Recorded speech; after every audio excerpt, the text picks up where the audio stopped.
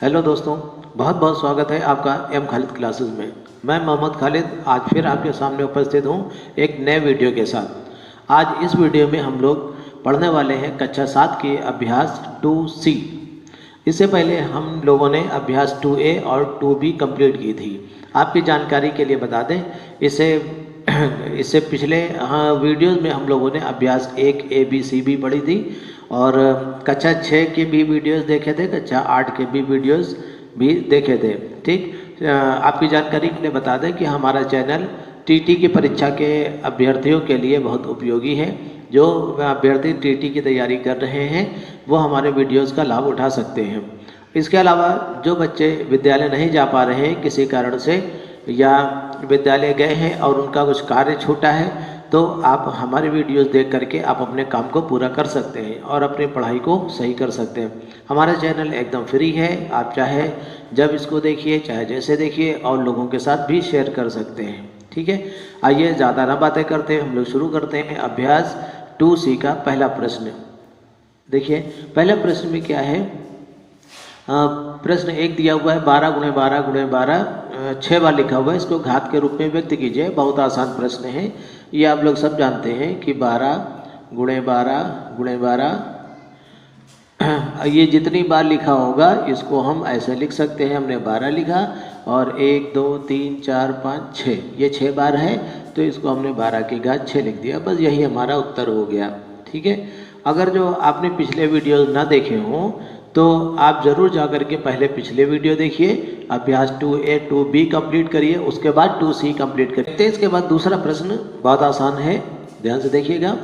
15,625 को आधार 5, आधार 25 और 125 के घातीय संकेतनों में व्यक्त कीजिए। ठीक है, बहुत सरल प्रश्न है, चलिए देख लेते हैं इसका उत्तर या इसका हल। 15,625 लिखा है, इसको आधार 5 पे बनाना है। सबसे पहले हमने क्या किया, 15,625 के गुणनखंड कर लिए। इसमें 5 से गुणनखंड करिए, 5 × 15, 5 × 5, 5 × 10, 5 × 25, फिर 5 × 30 और 5 × 10, 5 × 25 ऐसे लगेगा। 5 से काटते जाइए, फिर 5 से काटिए, फिर 5 से काटिए, फिर 5 से काटिए। ठीक है, ये बताने की ज़रूरत नहीं, ये तो जानते ही हैं, पहले से पता है आप सभी को। तो 15,625 इसको हमने लिख लिया 5 × 5 × 5 × 5, कितनी बार देखो आया है, 6 बार आया है। × 5 × 5, 6 बार हो गया। अब देखिए 15,625 को आधार 5 पे बनाना है। कितने आधार पे, 5। आपको पता है कि 5 6 बार आया है, इसलिए हम इसको लिख सकते हैं 5 की घात 6। बस ये आधार 5 पर बन गया, ये हमारा एक उत्तर हो गया। अब देखिए कह रहा है आधार 25 पे बनाइए। अगर जो हमें आधार 25 पर बनाना है तो क्या करेंगे, देखिएगा, ध्यान से समझिएगा, कोई मुश्किल नहीं है, लेकिन बस ये है आप लोग सब क्रम से पढ़ते चले जाइए। 25 का मतलब होगा 5 × 5, ये 5 × 5 25 हो गया, ऐसे ये 5 × 5 25 हो गया, ये 5 × 5 25 हो गया। तो हमने इसको लिख दिया, ये जो ब्रैकेट के अंदर 5 × 5 लिखा हुआ है इसको हम लिख सकते हैं 25। फिर ये 5 × 5 लिखा है 25, फिर ये 5 × 5 लिखा है, इसको भी हम लिख सकते हैं 25। ठीक, तो 25 × 25 × 25, तो ये हो गया 25 की घात 3। इसमें 25 संख्या आधार कहलाती है, ये घात कहलाती है। ये आपको पहले वीडियो में बताया था जिसमें अभ्यास 2A है। ठीक है, तो ये संख्या आधार कहलाएगी और ये घात कहलाएगी। तो आधार 25 के ऊपर इसका प्रेजेंटेशन हो गया, ये उत्तर हो गया। इसी तरह से आधार 125 का बनाना है, तो अब आप समझ गए होंगे आधार 125 लाने के लिए हमें क्या करना पड़ेगा। फिर वही गुणनखंड के रूप में इसको पहले लिख दें, फिर सोचे क्या करें। तो 125 का मतलब होगा 5 × 5 × 5, ये 125 इतना हुआ, 5 × 5 × 5, ये 125 ये वाला हो गया। इसको हम लिख सकते हैं 125, फिर ये गुणा और ये 5 × 25 = 125, ये 125 हो गया। तो 125 की घात 2, क्योंकि ये 2 बार है, तो ये आधार 125 के ऊपर बन गया। इसके बाद प्रश्न नंबर 3। अगर जो मैं काफ़ी जल्दी जल्दी पढ़ा रहा हूँ तो आप वीडियो रोक करके आप देख लीजिएगा। चलिए देखते हैं आंसर। 0.0001 को आधार 0.01 पर घात के रूप में व्यक्त कीजिए। देखिए कैसे लिखेंगे, 0.0001 ये दिया है, इसको 0.01 पर घात के रूप में लिखिए। तो देखियो इसमें सबसे बढ़िया तरीका क्या है, आप इसमें देखिए कितने दर्जे बाद दशमलव लगा है। एक इधर से गिनेंगे, 1 2 3 4 दर्जे के बाद इधर दशमलव है और 2 दर्जे के बाद दशमलव इसमें लगा है। तो इसको 2 टुकड़ों के रूप में हम ऐसे लिख सकते हैं, 0.01 2 दर्जे हो गए, फिर 0.01 ये 2 दर्जे और हो गए। तो 2 दर्जे बाद 4 दर्जे बाद दशमलव इसमें लगा है। अगर जो आप इनकी और इनकी गुणा करेंगे तो यही आएगा, इसका मतलब हमने सही लिखा। अब देखिए इसको हम क्या कर सकते हैं, 0.01 और इसकी होल पावर 2 मतलब इसके घात 2, बस यही इसके घात के रूप में हमको लिखना था, तो हमने इसको लिख दिया। यही हमारा उत्तर हो गया। इसके बाद चौथा प्रश्न क्या है देखिएगा, -343/512 को आधार -7/8 पर घात के रूप में व्यक्त कीजिए। देखिए इसको क्या करेंगे, -7/8 के रूप में बनाना है। अब ये पहले से दिया है कि इस आधार पर हमको बनाना है, तो ऊपर अंश ये होना चाहिए, हर ये होना चाहिए। अगर जो ऐसा प्रश्न आ जाए तो आप क्या करें, देखिए ये जो 343 लिखा हुआ है ऊपर 7 लाना है, अंश में देखिए 343 दिया है, इधर अंश में 7 लाना है, इसलिए हमने 7 से गुणा कर दिया, 7 से इसके टुकड़े कर दिए। 7 चौक 28, 7 9 63, फिर 7 7 49, फिर 7 एकम 7। तो ठीक है ये बनाया। फिर देखिए नीचे 8 दिया हुआ है, हर में 8 दिया हुआ है, इधर 512 दिया है। तो हम 512 के जब गुणनखंड करेंगे तो बजाय 2 से पहाड़ा लगाने के 8 से लगा देंगे, तो हमको ज़्यादा सवाल आसान पड़ेगा। 2 से भी कर सकते हैं लेकिन 8 से करेंगे तो ये ज़्यादा आसान पड़ेगा। 8 छंग 48 लगा, 3 बचा, 8 चक्कू 32, फिर 8 8 64, फिर 8 एकम 8। इस तरह से ये हमारे गुणनखंड हो गए। अब देखिए क्या करेंगे, ये दिया हुआ है -343/512, इसको हम लिख सकते हैं 343 के टुकड़े हैं 7 गुणे 7 गुणे 7, ठीक है।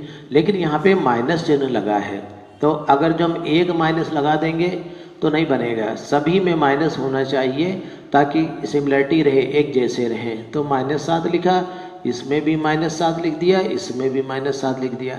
देखिए माइनस माइनस की गुणा प्लस हो गई, प्लस माइनस की गुणा माइनस फिर हो गई, और यहाँ पर भी माइनस है, इसका मतलब हमने सही लिखा है।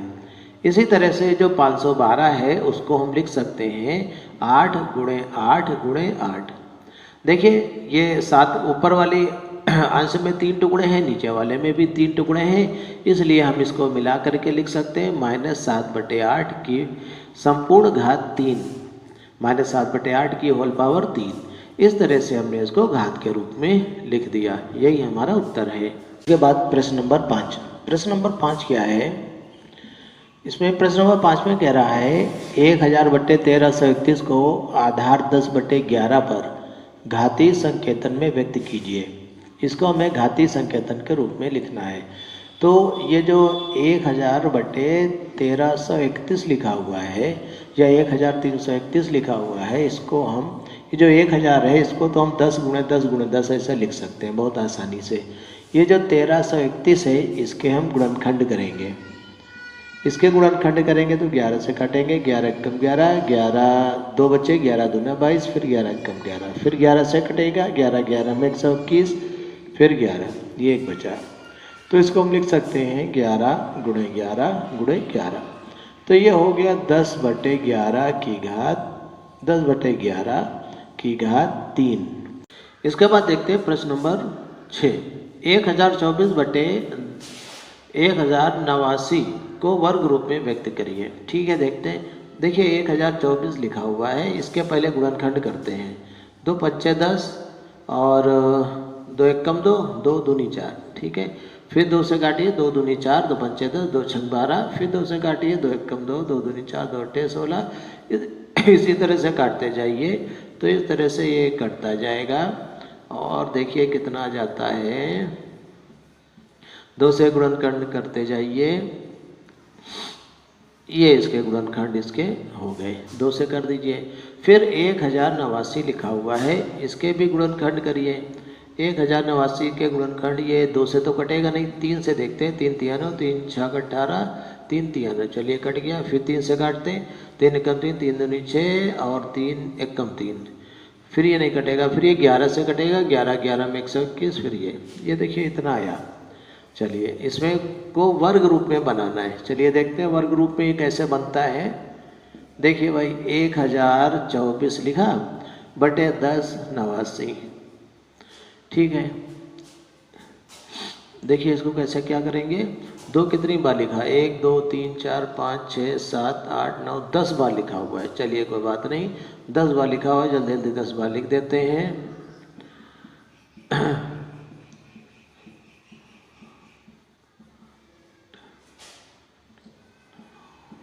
चलिए 10 बार ये लिखा हुआ है।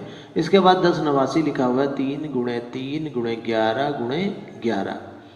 देखिए इसको वर्ग रूप में बनाना है, वर्ग का मतलब होगा घात 2 के रूप में बनाना है।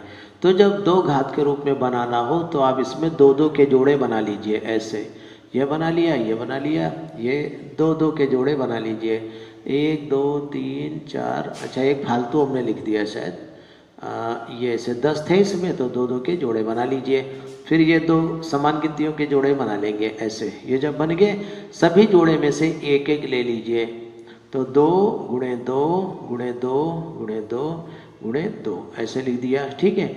और यहाँ पर इसमें से भी एक ले लीजिए, इसमें से भी एक ले लीजिए, फिर पूरे की घात 2 लिख दीजिए।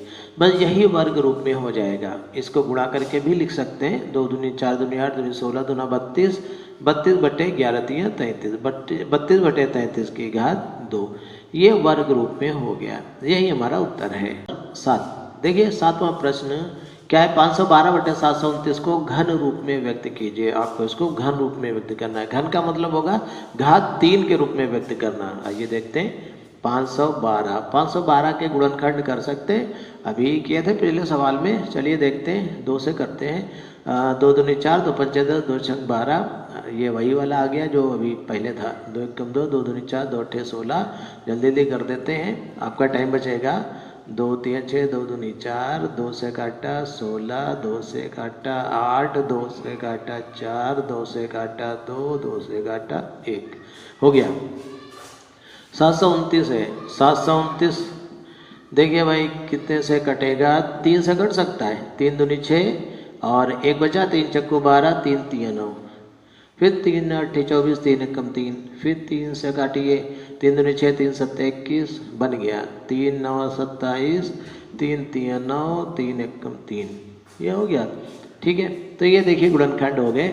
हमें किस रूप में लिखना है, घन रूप में, कोई टेंशन नहीं, घन रूप में हम बहुत आसानी से लिख सकते हैं।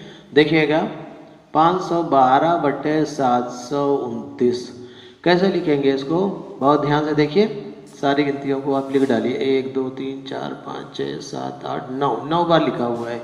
चलिए 2 गुणे 2 गुणे 2 गुणे 2 गुणे 2 गुणे 2, फिर 2 गुणे 2 गुणे 2, 9 बार हो गया, ठीक है।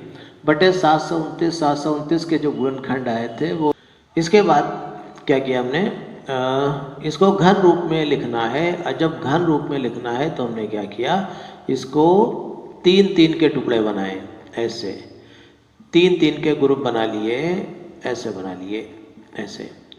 अब सब में से एक ले लीजिए, 2 गुणे 2 गुणे 2, फिर इसमें से ले लीजिए 3 गुणे 3 और इसकी होल पावर 3 या पूरी घात 3।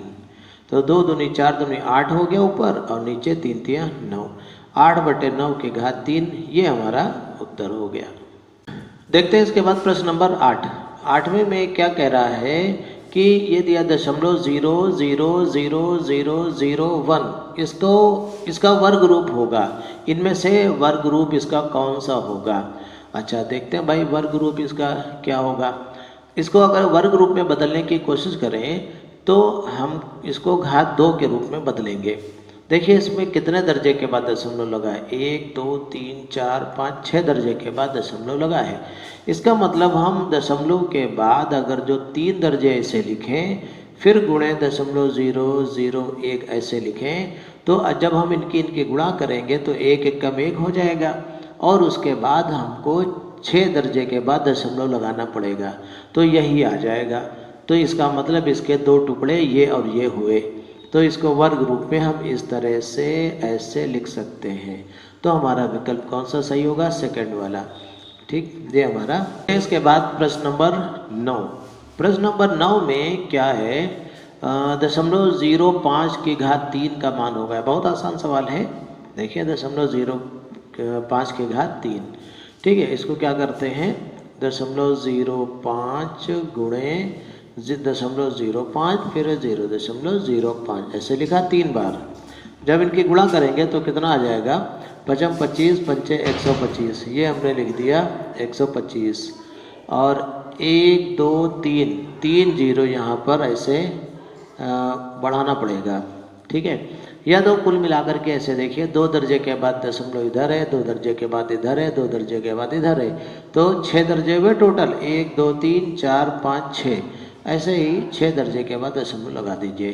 तो ये उत्तर हो गया हमारा। देखिए कौन सा विकल्प सही है, देखिए ढूंढिए इसमें सबसे लास्ट वाला, चौथा वाला विकल्प सही है। तो ये हमारा उत्तर हो। देखते हैं इसके बाद 10वां प्रश्न कह रहा है 64/125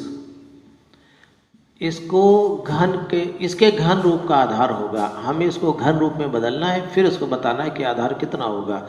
घन रूप में बदलने का मतलब इसको होगा घात 3 के रूप में व्यक्त करना। इसको घात 3 के रूप में व्यक्त करेंगे तो यहाँ पर जो संख्या आएगी वही इसका आधार होगा।